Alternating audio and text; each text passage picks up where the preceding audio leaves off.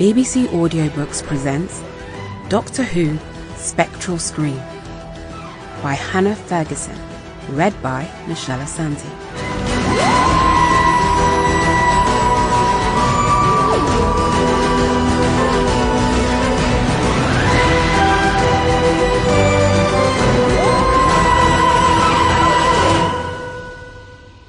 Chapter 1. The TARDIS landed with a forceful thump, and Belinda fell hard on her backside. Unfortunately for her rump, there were no soft landings on the main deck of the cavernous control room. "Ouch," she said crossly. She would have to ask the doctor about putting in a bench or something, with pillows. The doctor looked down at her sympathetically and held out a hand. "Sorry, I'm normally way better at landings." "No," she grumbled. "You're not." He laughed. "No, I'm not." He heaved her upright and unhelpfully dusted her off. "But I think you'll forget all about it when we open that door." She crossed her arms. "Oh? Why's that?" "Listen." The muffled sound of music and laughter carried through the front door to the console. It didn't sound dangerous. Robots didn't laugh, did they? And whatever was happening beyond that door sounded far too human to be the musical work of another cartoon villain. She was fairly certain that had been a one-time thing. In fact, for a moment she was sure she could pick out the lyrics of a recently popular song she'd heard a time or two on the radio before all of this.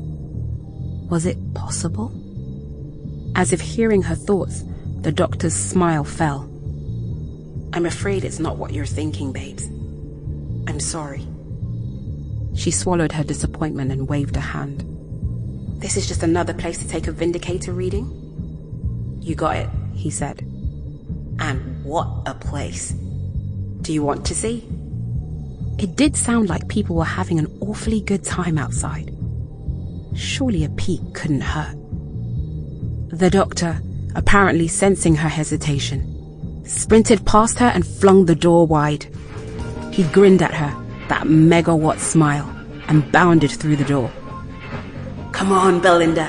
There's a whole new world to see." "Doctor, wait!"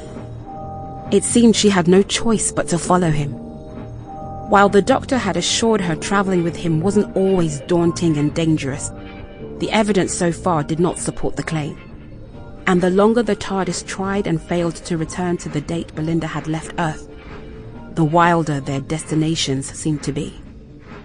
So, when Belinda stepped through the TARDIS door, she was shocked by the joyous scene before them. The doctor, who hadn't gone that far, gripped her hand and watched her take in the view with awe. The TARDIS had landed in what appeared to be a massive gorge, surrounded by rocky red walls climbing towards the stars, like photos she'd seen of the majestic Grand Canyon. The clearest night sky she had ever beheld was spread above them, full of the stars and swirling gaseous pink and purple clouds of an unfamiliar galaxy. A ringed planet shrouded in the light from some nearby star loomed over the world on which they found themselves, beautiful as a painting. But none of this was what made her jaw drop. Rather, it was the thousands of people gathered in the canyon, a disco ball hovering high above them, untethered to anything and casting light in 1,000 directions over the grooving, glittering crowd. Iridescent bubbles drifted through the air from no discernible source, and despite the way the music reverberated off the canyon walls, she could find no source for it. No band, no DJ. The music simply was.